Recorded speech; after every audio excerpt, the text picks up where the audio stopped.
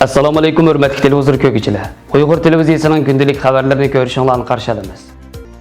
Kanadada o'tkazilgan musulmonlar festivalida Uyg'ur chediri o'rin oldi. Misr Konservativlar partiyasi Uyg'ur o'quvchilarining Xitoyga qaytarilish voqeasini tekshirishni talab qilgan.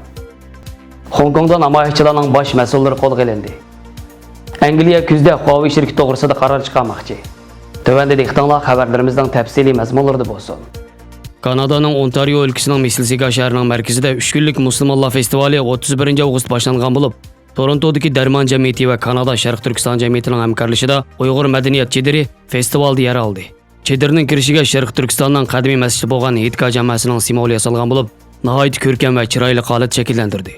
Çedirinin içində bolsa Şərq Türkistanның hər qaysı yerlərinin baş kiyimləri, konvoy köynək, geləm, dasturxan, körpə, yastık, sanza, zıbızünət qatarlıq Uyğur mədəni buyumlar tizilğandan sırt, Şərq Türkistandakı Uyğur müsəlmanlarının beşiq kelayotgan bastırışni, irqi qırğınçılıqni tushundirgan təşviqat varaqçıları tarqıtılğan olub, ziyaretçilərinin diqqətini tartqan bolsa, Şöhrət əpəndim Allahu Akbar və Ya Rasulullah degan naqşlarını aytish orqali 10 minglığan ziyaretçilərinin qizg'in olqishiga erishdi.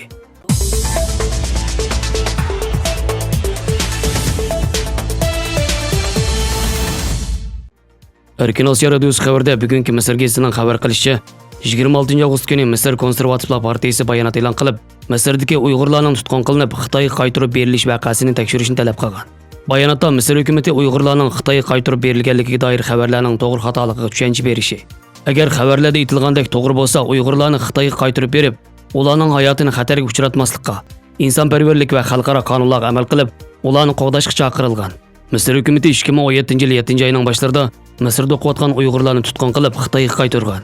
Uning bilan Misrdagi nurg'un Uyg'urlar Turkiya qatorliq davlatlarga qochib berib panohlanishga majbur bo'lgan.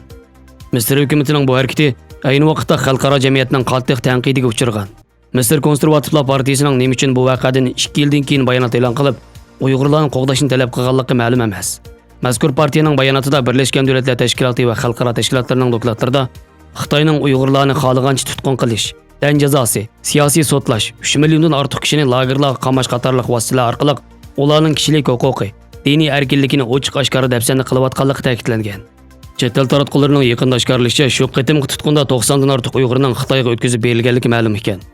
Bu vaqtdagi xabarlarda shu qitimqi tutqundan keyin Misrda turishliq 6 mingdan ortiq Uyg'urdan taxminan 50 oilaning qolganligi ilgari surilgan.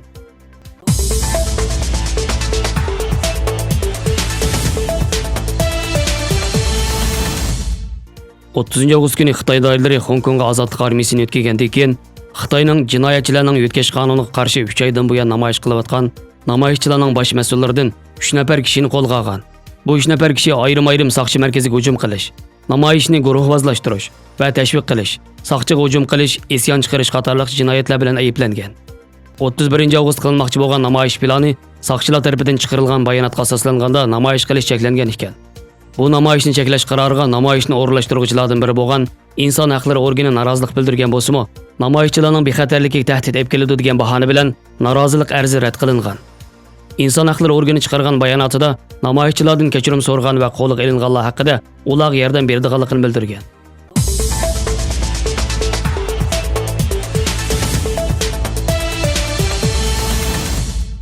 Angliya hukumat mas'ullaridan Etic Morganning deyishicha, Angliya kuzda Huawei shirkatining uskunalarini davlatining 5G simsiz tor sohasida qo'llanish yoki qo'llanmaslik to'g'risida qaror chiqardi ekan.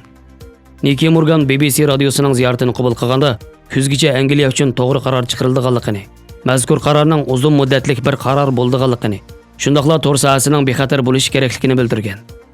Amerika hukumati Xitoyning 5G simsiz tor texnika orqali texnologiya sohasida o'zidan ishib ketishni xohlamaydigan bo'lib, Amerika mushu oxirgi yillarda Huawei'ga qattiq zarbalarni berish bilan birlikda ittifoqdoshlarini Huawei'ning 5G simsiz tor texnikasini davlatiga qabul qilmaslikka ogohlantirish bilan birga, hatto Huawei'ning 5G simsiz tor uskunalarini qo'llagan davlatlar bilan istixborot munosabatini ilib bo'lmaydiganligini ogohlantirib kelmoqda. Xabarlarimizni ko'rganingizga rahmat. Ko'rishguncha omon bo'linglar. Xayr xo'sh, Allohga omonat.